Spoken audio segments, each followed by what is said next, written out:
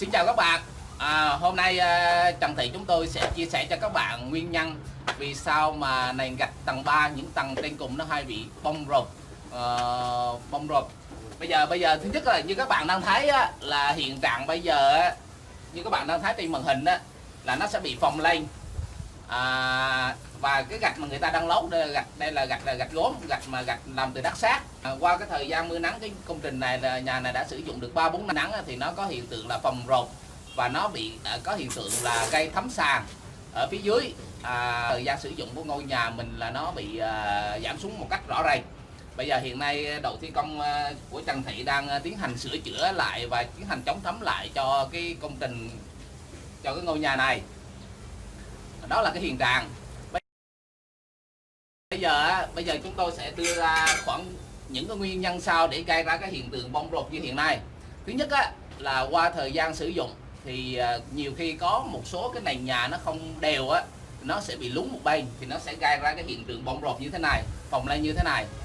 Cái nguyên nhân thứ hai đó là do cái thời gian mưa nắng, cái thời tiết miền Trung, thời tiết đặc biệt là thời tiết Đà Nẵng á, thì có những cái tháng rất là nóng, ví dụ như 40 độ C, nhưng cũng có những cái tháng mà nó rất là lạnh như tháng 9, tháng 10.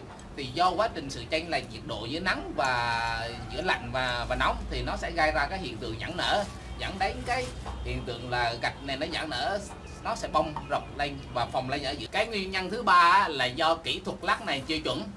Thông thường là thợ người ta sẽ trát xi măng vào cái mặt này của viên gạch. Có những chỗ thì người ta trát là nó đúng kỹ thuật, ví dụ như cái này. Còn có những chỗ là người ta trát không đúng kỹ thuật, nó không có sự bám dính, và qua cái thời gian nắng mưa là nó sẽ gây hiện tượng giãn nở giữa lớp hồi dầu, lớp bữa như thế này và lớp gạch. Cái nguyên nhân thứ tư là trong quá trình người ta phụ là người ta trộn hồ nó không đều, hoặc là ví dụ như là nó bị khô, cái chỗ khô thì có bên mảng hồ thì khô, bên mảng hồ thì ướt, thì nó sẽ không có sự kết dính giữa các viên gạch với nhau. Và đó là một trong những điều kiện rất là tốt để cho cái việc bong tróc nó xảy ra.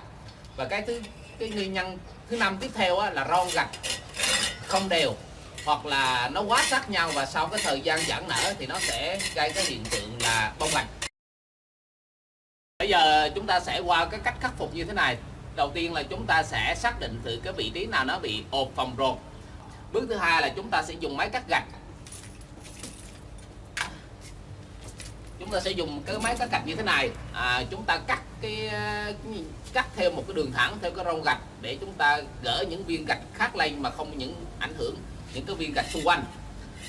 Sau đó chúng ta sẽ tiến hành đục toàn bộ gạch mà ộp lên và đục xuống dưới này đi khoảng cỡ 3 đến 5 cm. Chúng ta lấy đi cái lớp hồ dầu, lớp bữa. Sau đó chúng ta tạt nước như thế này để cho nó ướt cái hồ. Tạt nước như thế này cho nó ướt cái hồ và nó bớt cái bụi. Sau đó chúng ta trộn bữa và chúng ta cán cái hồ dầu lên phía trên cái mặt viên gạch, như thế này.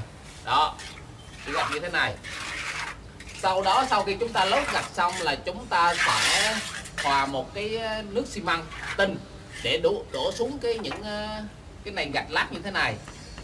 Rồi chúng ta đóng mạnh xuống và chúng ta sẽ mua cái gạch mà cái gạch và rong gạch chống thấm để mà chúng ta râu những cái đòn gạch như thế này.